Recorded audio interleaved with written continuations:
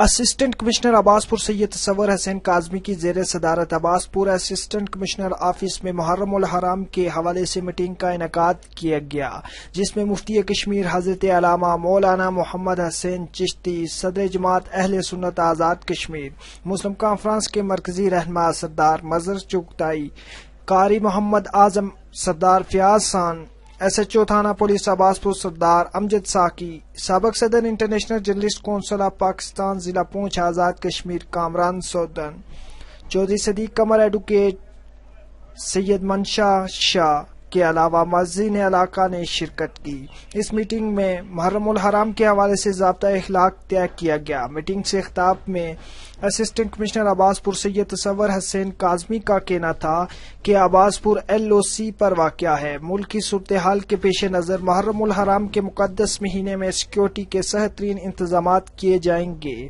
عوام علاقہ بھی انتظامیہ کے ساتھ تعاون کریں اور کسی بھی مشکوک شخص کو اگر دیکھیں تو فوری طور پر پولیس کو آگاہ کریں۔